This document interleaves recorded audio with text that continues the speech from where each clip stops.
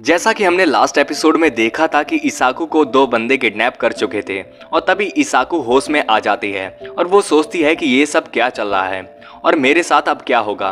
पर तभी वो दोनों बंदे बात करते हैं कि इसका मतलब ये है कि अब जंग हो जाएगी अगर पैट्रियक को पता चला तो। और दूसरा बंदा बोलता है कि उसे पता नहीं चलेगा, केया कुछ भी करके ये सब शांति से करेगा और अभी तो हमारा टारगेट सिर्फ केया और सिर्फ केया है और अगर गैंग वॉर हुई तो मजा आएगा।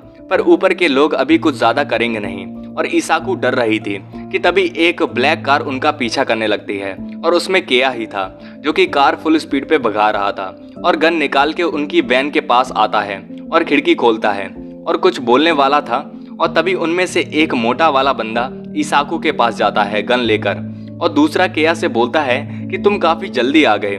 केया कार रोकने को बोलता है पर वो मना करता है तो केया उसे गन दिखाता है पर वो बंदा बोलता है कि ओ पर सोचो ऐसे तो कार क्रैश हो जाएगी अगर मैं मर गया तो।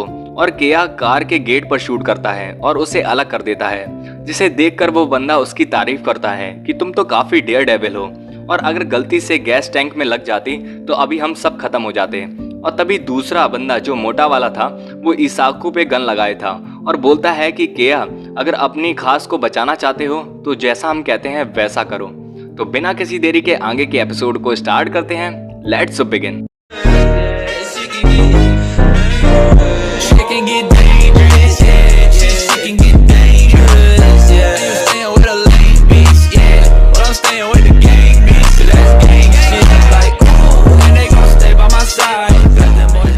अगली सीन में केया बहुत गुस्से में बोलता है कि ए मोटे तेरी हिम्मत कैसे हुई इसाकू को ऐसे पकड़ने की। और मोटा सुन के वो बंदा दिल पर ले लेता है और इसाकू भी सोचती है कि यहाँ अभी ये मैटर नहीं है कि उसने कैसे पकड़ा हुआ है, बात ये है कि सर पर उसने गन रखी है।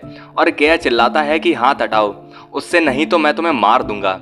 और ड्राइव करने वाला बंदा ये सुनकर गाड़ी और भगाता है पर केया अपनी चलती कार से जंप करने वाला था जो कि काफी खतरनाक था। और तभी किडनैपर ड्राइवर मोटे को गोली चलाने को बोलता है, वो भी केया पर जैसे ही वो मोटा गोली चलाने वाला था केया लात मार देता है जिससे गोली वैन की छत में लग जाती है। और दूसरी बार में केया कार से जंप करता है और मोटे के मुंह पे लात मारता है और केया उनकी वैन में आ गया था। पर तभी किडनैपर ड्राइवर का ध्यान रास्ते से भटक जाता है और वो वैन डायरेक्ट समंदर में गिर जाती है और पानी के अंदर केया इसाकू को बचाकर बाहर ले आता है। पर जब तक केया पूछ पाती कि तुम ठीक हो उससे पहले इसाकू उससे पूछती है और वो अपने से ज्यादा केया के लिए परेशान थी। और ये देखकर केया बोलता है कि मैं ठीक हूँ क्योंकि काफी टफ हूँ ना। और शाम को वो दोनों बीच पर ही थे। केया मैटर फोन पर शॉर्ट करता है और इसाकू बीच पर बैठी थी जिसे केया गले लगा लेता है पीछे से और बोलता है कि तुमने मुझे डरा दिया था और तुम मुझसे ज्यादा मेरे लिए परेशान थी जबकि तुम्हारे लिए खतरा मैंने क्रिएट किया था। और इसाकू सोचती है कि उन सारे पलों में मैं बिल्कुल भी नहीं डरी थी जब तक बात केया की जान की थी क्योंकि मैं सिर्फ केया को बचाना चाहती थी। और इसाकू रोते हुए केया को गले लगा लेती है क्योंकि वो केया को खोना नहीं चाहती थी। और केया बोलता है कि मैंने बोला था ना मैं कहीं नहीं जाऊंगा और अभी तो मेरा थोड़ा पंगा चल रहा था इसीलिए मुझ पर यह हमला हुआ था पर मुझे माफ कर दो। और तभी एक पानी की लहर इसाकू को फील कराती है कि अब बहुत हुआ, गले लगना, अब थोड़ा हट जाओ। और बोलती है कि प्रॉमिस करो केया कि तुम अब कोई खतरनाक काम नहीं करोगे। मुझे पता है कि ये तुम्हारा रोजाना का काम है पर फिर भी। और केया बोलता है कि ठीक है और इसाकू बोलती है ठीक है नहीं प्रॉमिस करो। और केया उसे वादा करता है और इसाकू सोचती है कि मैं क्या करूं, मैं तो इससे प्यार करती हूँ ना, फिर चाहे ये कुछ भी करता हो मैं अपने आप को रोक नहीं सकती। लेकिन फिर भी मैं केया के साथ अपना फ्यूचर नहीं देख पा रही हूँ पर कम से कम जब तक उसके साथ हूँ तब तक ही सही। और जैसे केया मेरी तरफ हर वक्त रहता है मैं भी उसके साइड रहूंगी जब तक हो सके। और वो लोग वहां से चले जाते हैं। अगली सीन रात की थी जहाँ वो दोनों टीचर से डांट खा रहे थे कि वो लोग पूरे दिन कहाँ पर थे। और केया बहाना बनाता है कि हम फिशिंग करते हुए टाइम का भूल गए थे और टीचर को लगा कि वो लोग डूब गए थे कहीं पानी में पर ऐसा नहीं था और इसीलिए सारे टीचर्स परेशान थे।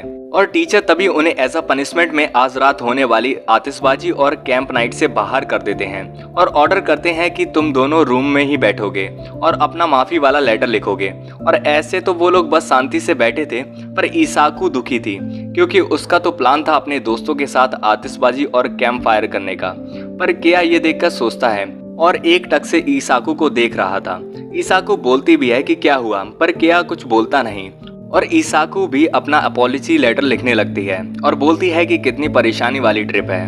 अगली सीन घर की थी, जहां ईसाकू अचानक से केया को पकड़ के फेंकने की प्रैक्टिस करने लगती है, जो कि पहले तो केया को समझ नहीं आता। इसके अलावा कि वो क्यूट लग रही थी ये करने की कोशिश में, तो ईसाकू बोलती है कि मैं कुछ फाइटिंग स्किल सीखना चाह रही हूँ, जिससे कि इन केस फिर से हम पे हमला हो तो मैं तुम्हें बचा सकूं। पर केया बोलता है कि तुम तो लड़ाई के खिलाफ हो, और ईसाकू बोलती है हूं तो, पर मान लो लड़ाई करना ही आखिरी ऑप्शन बचा हो उस दिन के लिए। और केया बोलता है कि तो क्यों ना मैं तुम्हें कुछ सेल्फ डिफेंस स्किल सिखाता हूँ, तो अच्छा रहेगा, पर इस पे हम बाद में बात करेंगे, और वहां से चला जाता है। पर ईसाकू रोक लेती है कि ये हाथ में क्या ले जा रहे हो, और केया बोलता है कि हॉलीडे होमवर्क है। ईसाकू बोलती है कि ये तो अच्छी बात है, तो तुम इसे अभी से ही खत्म करने वाले हो, और फिर से केया जाता है। पर ईसाकू फिर से रोक लेती है और बोलती है कि तुम इसे किसी और से तो करवाने नहीं जा रहे ना। और यहीं पर केया फंस जाता है, और ईसाकू उसे रोक रही थी, पर केया उसे घसीटते हुए ले जा रहा था कि मैं ये नहीं करूँगा।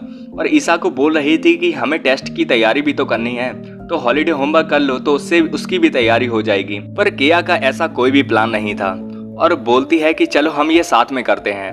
और केया यहीं पर रुक जाता है और बोलता है कि मैं अगर तुम्हारे साथ पढ़ूंगा तो मुझे कुछ इनाम चाहिए। और ईसाकू बोलती है कि फिर से, और बोलती है कि तुम अपना इनाम खुद देख लेना, हर बार मुझे बीच में मत लाओ। और केया बोलता है कि वो इनाम तुमसे ही जुड़ा है। और ईसाकू सोचती है कि लास्ट टाइम इसने इनाम में किस मांगा था, और ये सोच के ईसाकू शर्मा जाती है और बोलती है कि मैं ही क्यों, और केया के चेहरे को देखकर फिर से हाँ कर देती है।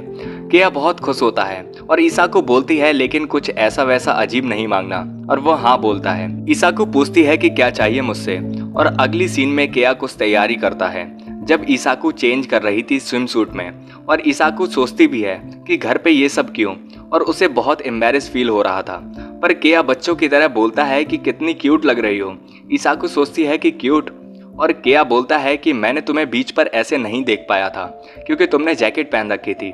ईसाकू बोलती है कि तुमने ही तो मना किया था जैकेट उतारने के लिए। और केया बोलता है क्योंकि वहां पर बाकी सारे लड़के भी थे ना, जो कि मेरी तरह नहीं थे, इसीलिए। और ईसाकू सोचती है कि ये है कौन, और ये तो बहुत ही ज्यादा ओवर प्रोटेक्टिव हो रहा है, या फिर कुछ और। केया बोलता है कि ये सूट तुमने आंदो और कासुकी के साथ खरीदा था ना, और वो हाँ बोलती है और सोचती है कि पता नहीं अब केया क्या सोच रहा होगा, और ये घर पर ऐसे करना अजीब लग रहा है, पर मैं थोड़ी खुश हूँ, और ये सच में मैं ये सिर्फ इसको दिखाना चाहती थी। मेरा मतलब केया देखे कि मेरी चॉइस कैसी है। पर अब ये बहुत एम्बैरेसिंग हो रहा है, और वो चेंज करने को बोलती है, पर केया मना कर देता है और उसका हाथ पकड़ के बाहर ले जाता है, जहां उसने सरप्राइज में छोटा सा पूल बना रखा था, और वो हर चीज थी जो ट्रिप पे थी, वाटरमेलन, फायरवर्क्स और वो बारबेक्यू भी, और वो सारा सेटअप फोटोजेनिक भी था।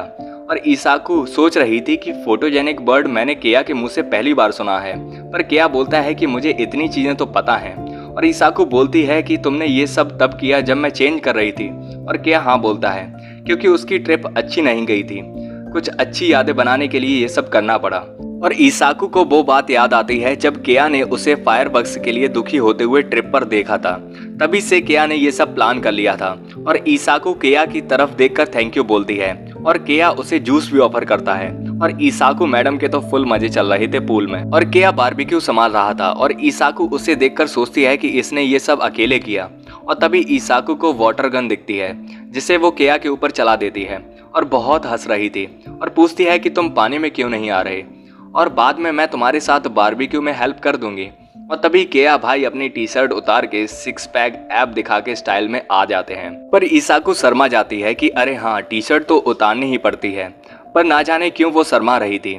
और केया पूल के अंदर एंटर करने वाला ही था, पर ईसाकू से रोक लेती है कि ये पूल बस एक लोगों के लिए है। पर केया बोलता है कि कोई नहीं, हम एडजस्ट हो जाएंगे और मैं तुम्हें पकड़ लूंगा। पर केया ईसाकू को तभी गोद में उठा के पूल में घुस जाता है, और केया बोलता है कि लो हम फिट हो गए ना। पर ईसाकू बोलती है कि फिट नहीं हुए हैं, मैं तुम्हारे ऊपर हूँ। और वो बाहर जाने वाली थी, पर केया पकड़ लेता है कि ऐसे मत जाओ, और वैसे तो इसाकू के मन के अंदर लड्डू फूट रहे थे, पर बाहर से शांत थी और बोलती है कि ये पोजीशन थोड़ी अजीब लग रही है। पर केया उसे बस देख रहा था और इसाकू चिल्लाती है कि क्या हुआ, और केया बोलता है कि मैं बस ये सोच रहा था कि तुम कितनी बड़ी हो गई हो। और इसाकू बोलती है कि तुम मुझे फिर से बच्चों की तरह ट्रीट करने लगे। और केया बोलती है कि बड़ी मतलब उस बॉडी में जो मुझे पसंद है। और ये सुनकर इसाकू थोड़ा एम्बेरस फील करती है और बोलती है कि ठर की बुड्ढे कहीं के। और यहीं पर यह एपिसोड एंड हो जाता है। वेल सो गाइस, कैसा लगा ये प्यारा सा एपिसोड हमें कमेंट करिए। बाकी मिलते हैं नेक्स्ट एपिसोड में, पर तब तक के लिए बाय बाय, सायोनारा एंड अरिगातो फॉर वॉचिंग।